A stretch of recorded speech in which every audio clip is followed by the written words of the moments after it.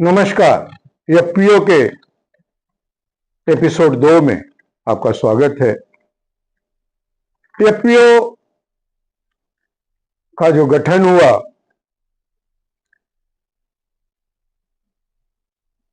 उसके पीछे का जो मकसद था वो समझ ही नहीं आया।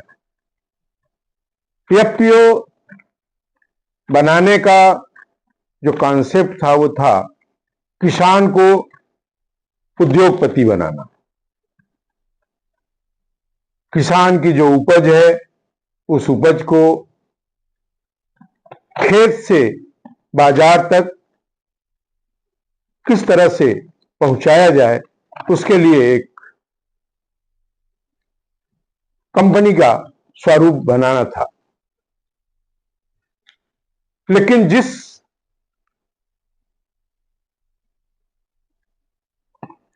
समुदाय ने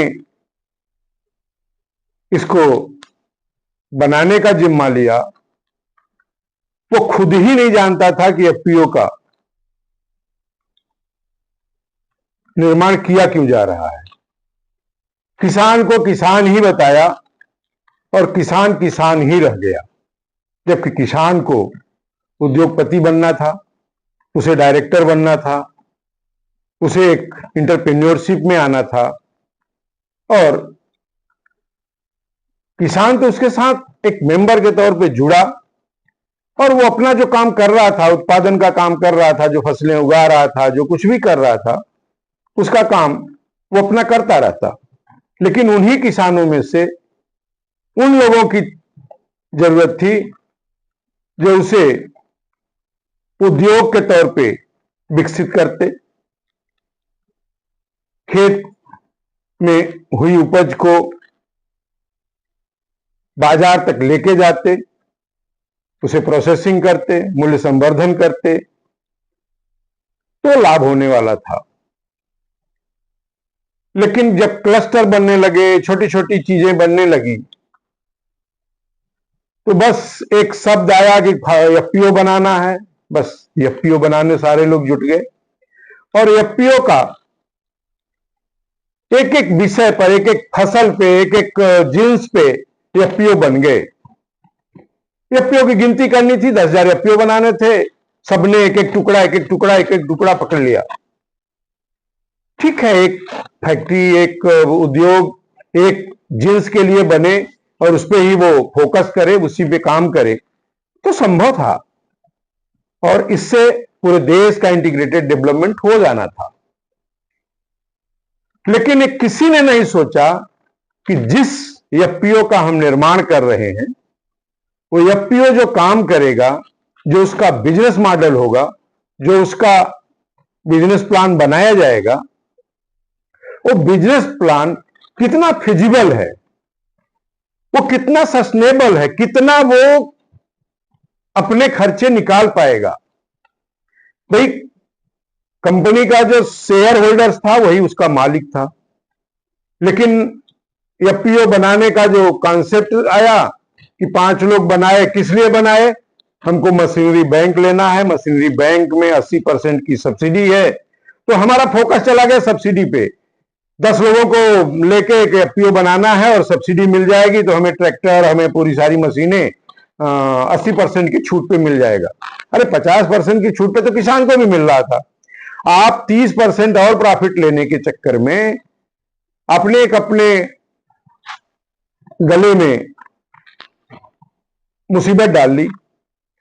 अगर मशीनरी बैंक ही किसानों ने लिया, एफपीओ ने लिया, तो एक व्यक्ति जो उसका गठन करने वाला था उसकी ही वो मशीनरी हो गई। उसने उसको उद्योग के तौर पे, बिजनेस के तौर पे मशीनरी बैंक को यूज ही नहीं किया। और अगर कोई भी काम, कोई भी धंधा, कोई भी व्यवसाय हम जो कर रहे हैं, अगर वो व्यवसाय लाभ में नहीं है, प्रॉफिट में नहीं है, तो हमने तो एफपीओ का गठन ही किया है एक एक इकाई जोड़ के। 10 रुपए का शेयर हमने लोगों को बेचा, उससे हमको पूंजी बनानी थी, जो प्रॉफिट होना था सब में बंटना था, बराबर शेयर के हिसाब से बंटना था। और हम केवल लेने के लिए क्या, सब ने अपना अपना प्रोडक्ट बेचने के लिए, अपनी अपनी बातें करने के लिए